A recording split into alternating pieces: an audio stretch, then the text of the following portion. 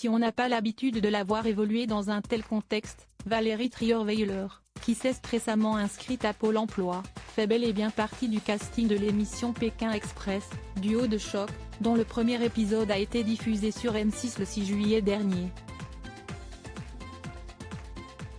La suite du programme est à retrouver dès ce soir sur la chaîne, avec donc la présence de la journaliste, qui est venue sans son compagnon Romain Magellan.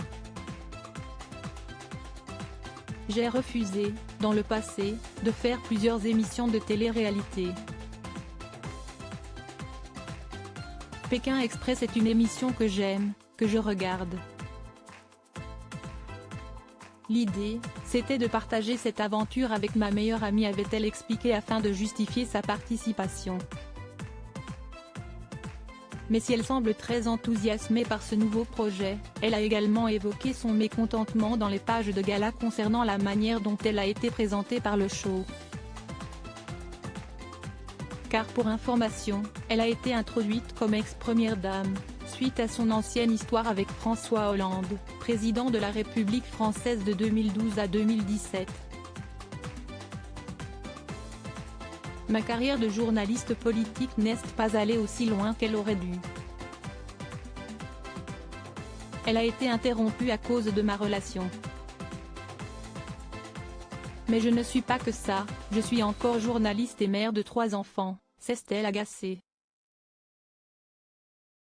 On se reparle, mais il est vrai que cette relation a beaucoup marqué les esprits. En septembre 2014, l'ancienne journaliste de Paris Match en parlait longuement à travers son livre Merci pour ce moment, alors qu'elle était séparée de lui depuis quelques mois suite à de multiples rebondissements dans leur couple, dont la liaison du président de l'époque avec l'actrice Julie Gaillet, avec qui il s'est marié depuis.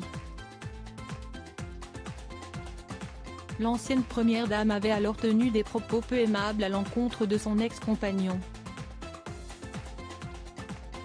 Mais de l'eau semble avoir coulé sous les ponts depuis, car elle a laissé entendre en 2017, dans la nouvelle édition sur Canal+, qu'elle s'entendait plutôt bien avec l'homme politique. Elle avait révélé avoir eu une larme de tristesse pour lui lors de sa passation de pouvoir avec Emmanuel Macron.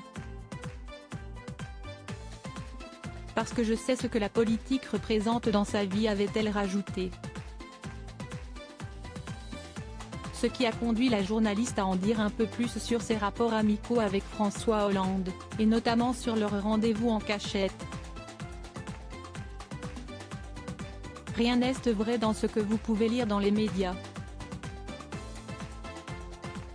On se reparle, on s'est revu sans que quiconque le sache et on a échangé une demi-heure avant la passation des pouvoirs, a-t-elle confié, avant de rajouter qu'elle l'a sollicité par message afin de lui souhaiter bon courage avant la cérémonie. Elle décrivait notamment leur relation comme apaisée. Reste à savoir s'ils sont toujours en très bons termes aujourd'hui. Si est-ce tout ce que l'on leur souhaite.